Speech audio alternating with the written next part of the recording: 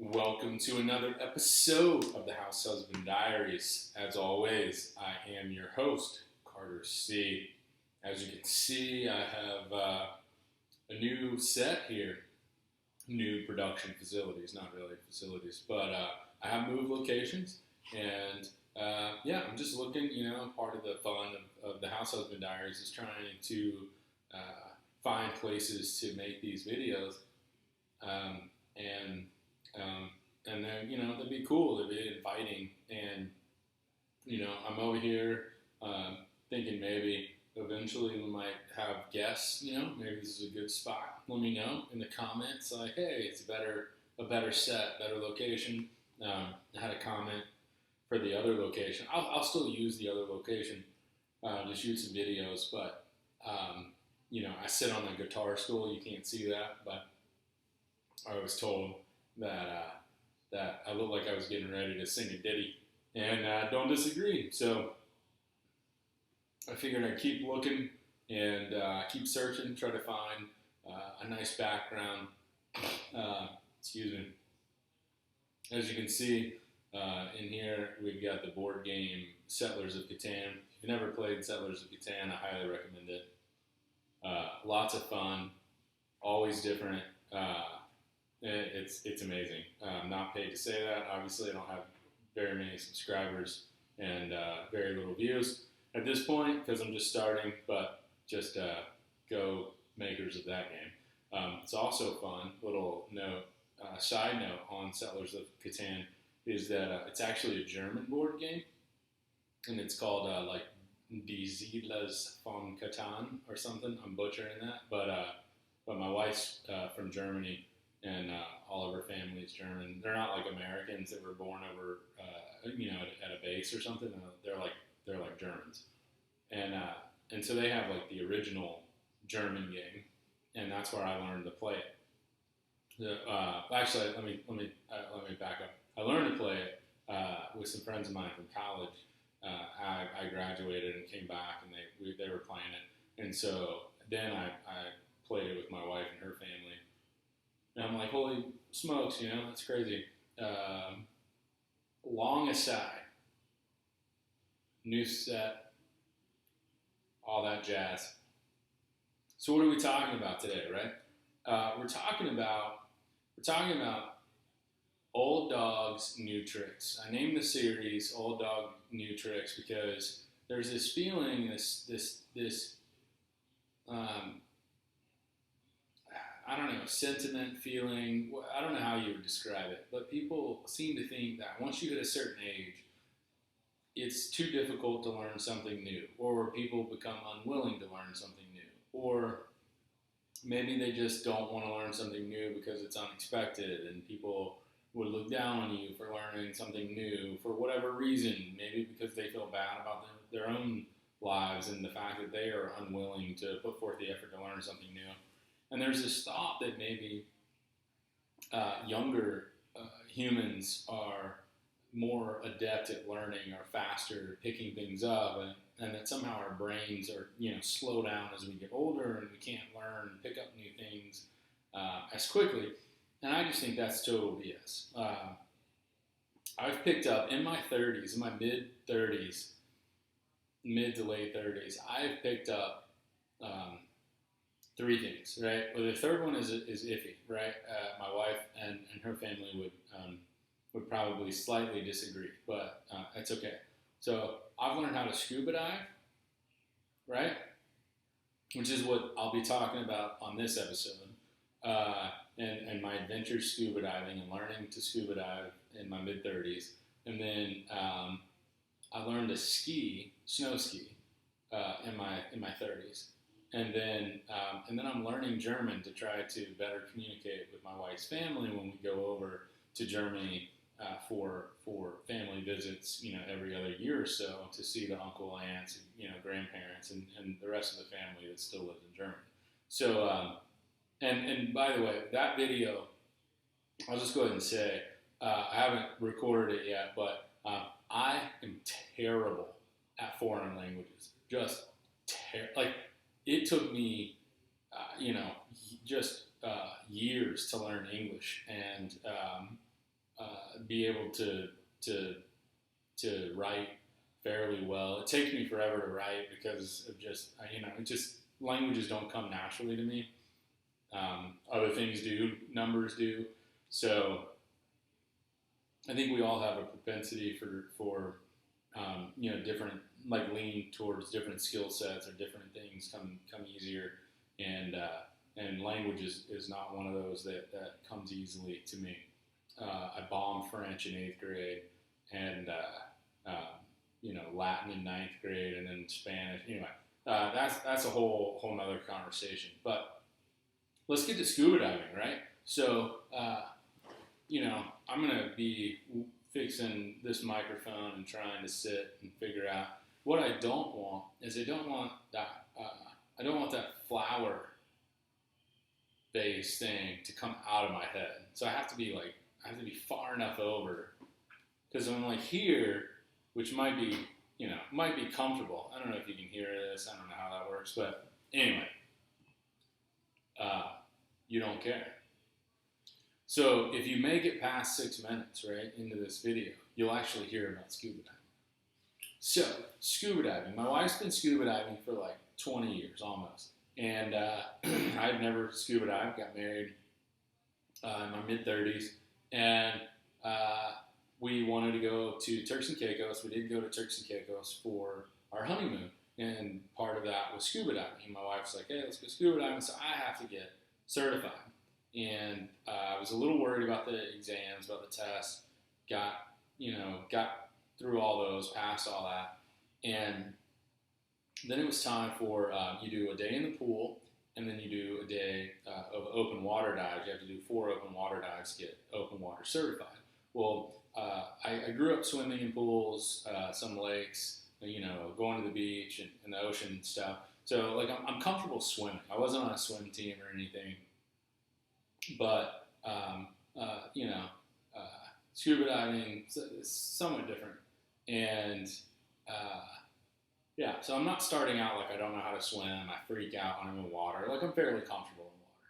So pool day was a Saturday, and pool day went off like without a hitch. Like, it was phenomenal. It was so easy. I'm comfortable in a pool because I've been in a pool. It's clear water. It's the borders are defined. There are no wild animals in a pool, and if there were, they'd all die from chlorine. So I think it's just like a safe environment. It's like a bubble. Well, Saturday went on without a hitch. Sunday, I'm supposed to meet these people so I had a dive master and one other guy that was getting certified.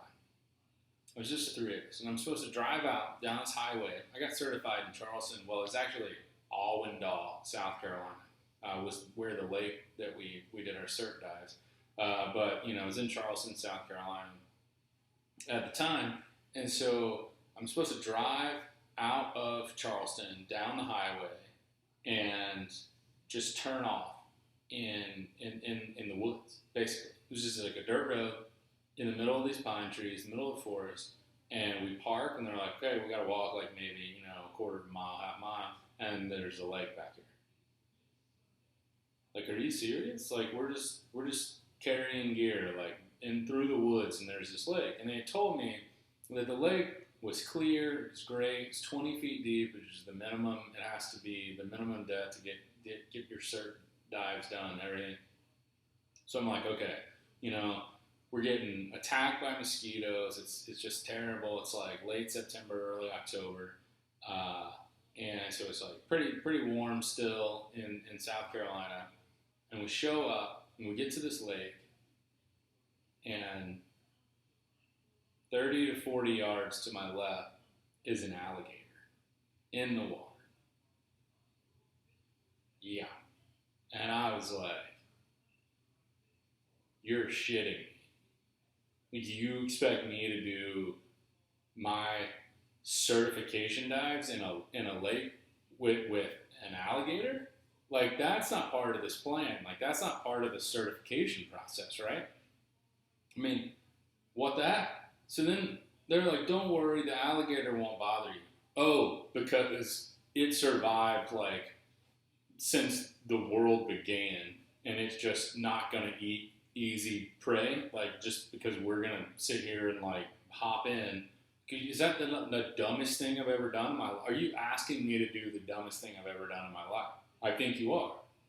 But I have no choice because I'm going on my honeymoon in 6 days. And I have to be certified so that I can go scuba diving on our honeymoon with my wife, right? So I'm like, geez, you gotta be fucking kidding me. So they're like, oh, it's fine, whatever. They won't bother you. But we do this all the time. You don't do this all the time. Get out of here. You totally don't go into the lakes with alligators all the time. You're just saying that so that I'll get in. Like, whatever. So then we get in the water, and that clear lake was like visibility of like here. It was visibility, like zero visibility, 6 inches. I mean, I couldn't see crap until you get like right here, and then you like make it out. The time you can make it out, it's like it's just right in front of you. So I'm thinking, the good news is I won't really know. Well, if the alligator attacks me in my face, the last thing I'll see will be, the half a second of teeth and mouth. If it attacks me anywhere else in my body, I'll never know because I won't see it coming. So I'll just like be humming along and then instantly feel like bones crushing and terrible pain, and that'll be phenomenal. But then I'm thinking, like, of all the times to get attacked by an alligator, 6 days before your honeymoon is like up there for least appropriate times and least convenient times to be attacked by an alligator.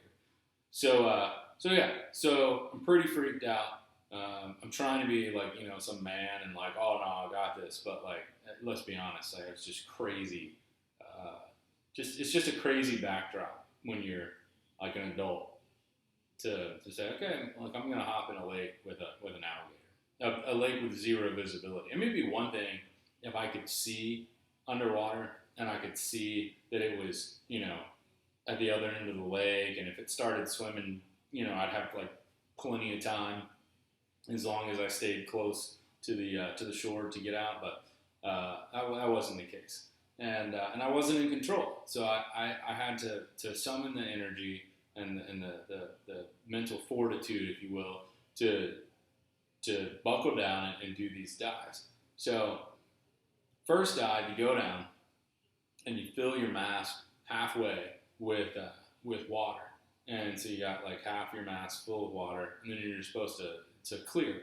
And clearing it means you tilt your head back, you tilt the mask up, you blow air out of your regulator, and the air pushes the water out, and you clear your mask. You can see again. Great, works. Kind of funky.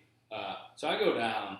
I'm on my knees. I'm about 6 feet in about 6 feet of water, and I'm a little over 6 feet tall. So it's not like I'm in like massively deep water, uncomfortable. But I go down. I get on my knees. I fill up my goggles like halfway with muddy, impenetrable water, and I flip my shit. I was like, oh my God, I can't see. I'm not in control. Where's the alligator? I'm getting ready to get attacked. And I don't know if I like spit my regulator out or I don't know what happened, but I suck in a mouthful of lake, just putrid lake water. And then I'm choking and I shoot to the surface. I like freak, get everything off. And I get to the surface, I'm choking, I'm coughing. It was terrible. And they're like, what's wrong? I was like alligator? Where the heck's the alligator? And this guy who was getting certified with me is like a surfer bro. Like, no offense to surfer bros. I've got friends that are surfer bros, but like guys like 19, 20, 21, he's like a boat deckhand or something, he's like, shaka bra, like everything's cool, and that alligator's like, we're gonna smoke weed later and tell funny stories, and you're like you just haven't lived long enough to have any life experience, and that is like an animal that kills it whenever it wants to. Like, there's no, if it doesn't want to kill, it's not. If it does, he's like, bro, it's still over there. Like, you don't have any problems. Just put it out of your mind and go do it, man. just concentrate. So I'm like, great, I'm getting life advice from like a 20-year-old stoner. Well, I've got, an alligator in an invisible swamp, and I have to go, like I'm trying to get through all this to go on my honeymoon in 6 days. So I'm like, well, I have no other choice. So I just got to buckle down. So I go down, fill it halfway. It takes like 30 seconds to do this thing, like 30 seconds to a minute. Like just concentrate and get it done. Boom. Get dive 1 done. Get dive 2 done. Dive.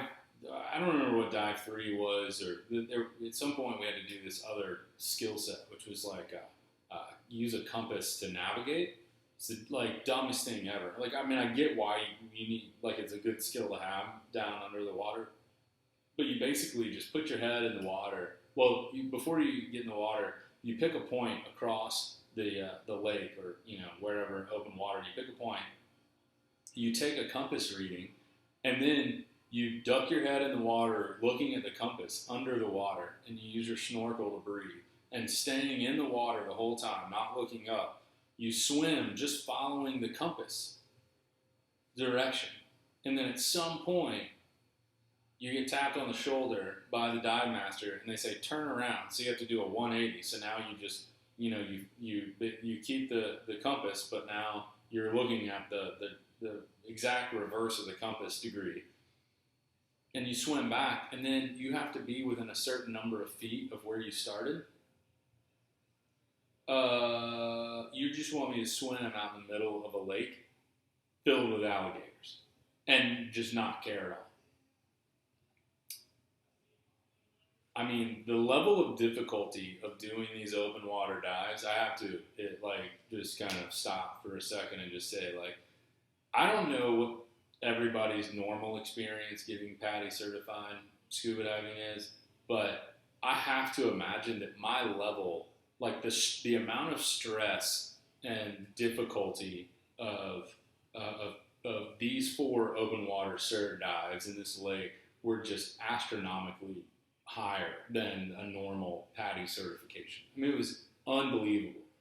And I say this because when I got certified, right? I spoiled. So then I've traveled all over. We went Turks and Caicos. We've been Florida, Mexico, Roatan, Honduras. We just went scuba diving in the Maldives, Maldives, whatever you want to say, out in the Indian Ocean.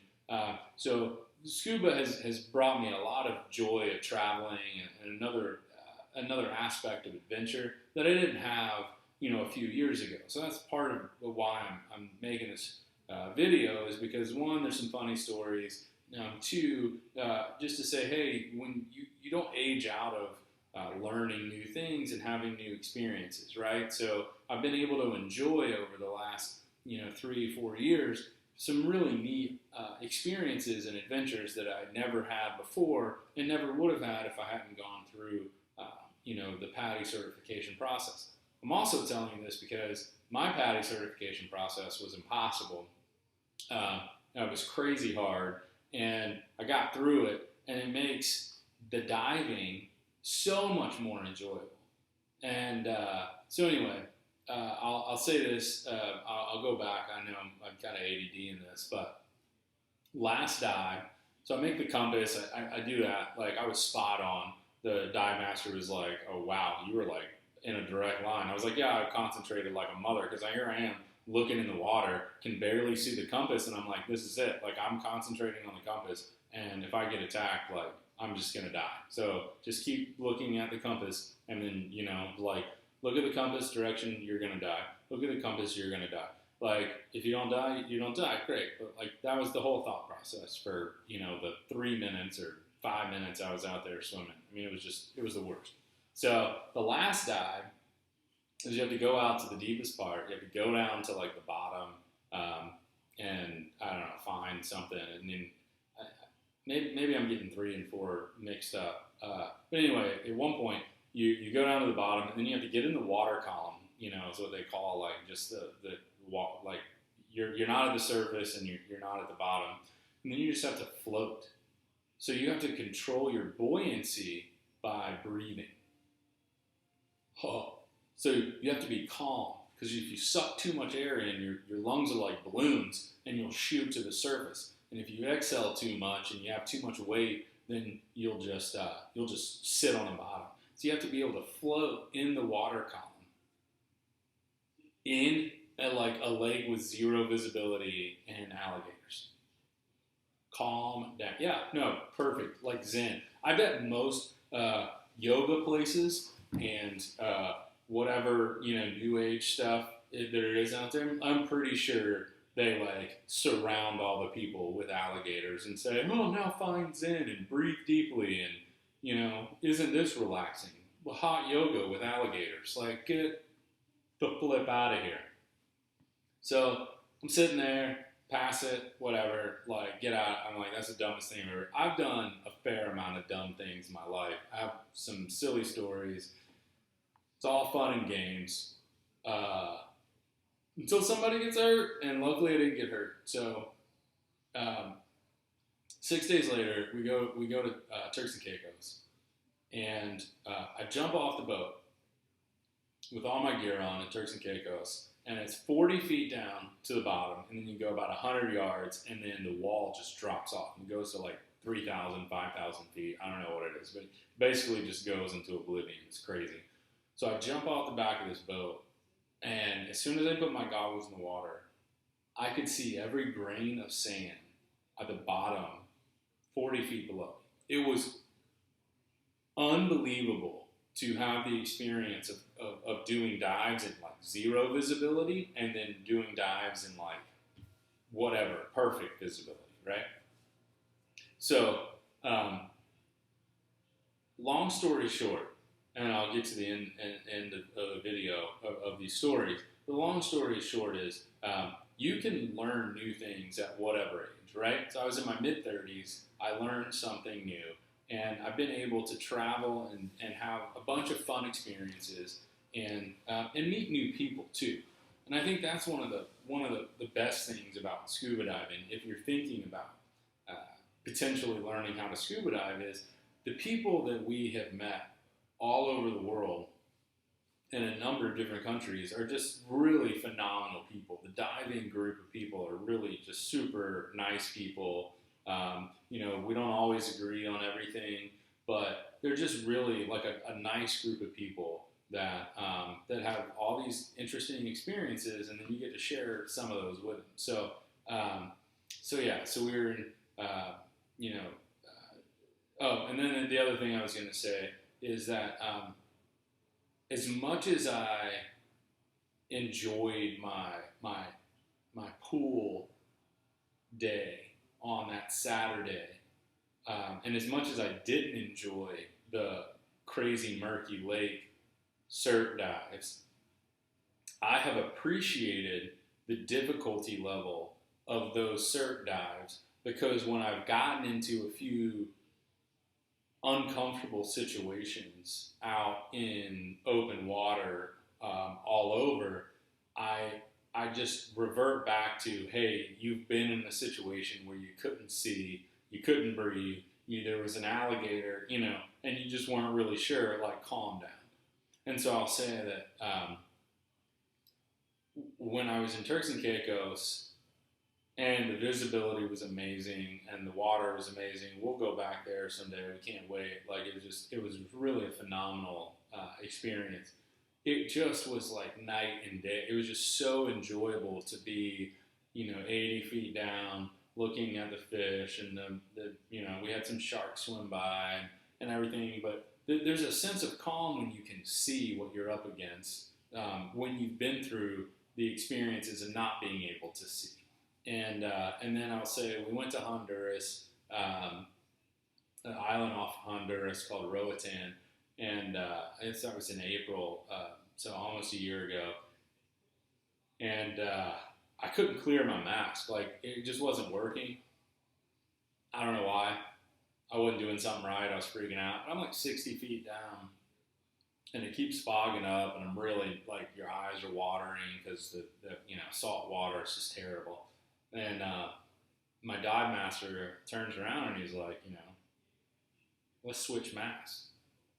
And I'm like, what part of switching masks, you think it's going to like, why do you think I'd be able to clear your mask, right? When we take masks off, your mask is going to fill up completely with water. If I'm having trouble clearing my mask, which has this much water in it, what part of like a full mask is going to be easier to clear than this much water? So I was like, no. And he's like, no, you should use my mask. So we switch masks, right? Close your eyes down there and switch masks. I put his mask on and I start to like freak because I'm like, I'm 60 feet down. If something goes wrong on this, like I can't shoot to the surface, might get the bends, not a comfortable situation. So the dive master just puts his hand on my shoulder, and that was really cool because he was like, hey, like it was just sort of, no words were spoken. It was just like, I'm here, I have you, like you've been through your certification dives, you've done this, so just calm down. And it was totally true. Like you just sit there, calm down, okay, I'm here, I've got air in my mouth, so just close your eyes, your eyes are already closed, just breathe. Just breathe, okay, when you get ready, now do it. I cleared the mask, finished the dive, got to the top, I was like, man, that was crazy. I don't know what the deal is with this mask and your mask, my mask, but just some neat experiences that we've had traveling the world, and if there are scuba divers out here and you have any comments, you haven't shared your experiences. All I was saying is there's some funny stories. You get into some funny experiences or funny situations when you scuba dive that you don't normally experience when you're not scuba diving, when you're not traveling and doing those things. So if you're thinking about it, if you think that you're too old, you think, hey, that opportunity's passing by, I can promise you it hasn't. You're never too old to pick something up, to pick up a new hobby, pick up a new pastime, to pick up a new skill set, a new language, whatever it is. Like, I think part of life and the journey and adventure of life is learning, always learning new things and saying, hey, like, here's the person I am, here's the person I want to be, or here's some experiences that I want to have. And I don't come by that, honestly, for my parents, and I think my grandparents maybe were similar. They had some pretty interesting experiences. But really, I think it's one of those things that you look at and you go, I would have had a fine last handful of years had I not scuba dived. Like, life would have been okay. It would have been great. There would have been a lot of opportunities. I would have played more golf, or I would have done something else, But the times that I have traveled and the times that I have scuba dived, I've had some really neat experiences. And like I said, I've met some really interesting people from all over the world. And I just want to encourage you, if you're thinking about picking up scuba diving, you may think you're too old, you may think, whatever. I highly recommend it. It's neat. I personally set limits. I'm not going to scuba dive in cold water. I'm not going to scuba dive in murky water. If I don't like the visibility, if I don't like the temperature of the water, and if I don't like the tides, like the current, if it's too much of a current dive, for me, scuba diving is fun, and it should be a fun experience. And so I'm not like one of those. I'm a hardcore diver, and I'm gonna dive because I just love diving. To me, it's something to experience a different like atmosphere, if you will. I guess that's the right term. But to be 50, 60, 80 feet down below the surface of the ocean, it's just a totally different experience than always being on the beach, suntanning and everything. And it only takes a few hours, so you can still get your suntanning and relaxation. But I just want to encourage you, if you've ever thought about getting certified to scuba dive, or thought maybe that was cool, you can totally do it. It's worth it. All you got to do is just concentrate a little bit in those times, and then the worse your training dives are, your cert dives are, the better experiences you'll have when you actually get out scuba diving. Because when you run into problems, and when you're scuba diving and you're 60, 80, you're much deeper, you're way deeper, you'll know that you've been able to get through some of those hard times because you've already done them and accomplished them in your cert dives. I know that's not like the greatest advice because other people are like, no, you just want to have some nice surf, easy surf dives, and I don't disagree with that. But I know from my own experience, having murky alligator water, has made my diving in beautiful places that much more enjoyable because I know how bad that it could be. So thanks so much for watching. Like I said, if you have any comments, if you scuba dive, if you want to scuba dive, if you don't want to scuba dive, whatever, let me know. Like I said, I'll just keep sharing some stories. The next stories, the next episode of the Old Dog New Tricks is going to be learning how to snow ski in my mid-30s. My life is, like I said, I'm a slow starter. So hope you enjoyed it, and we'll catch you on the next episode of the House Husband Diaries.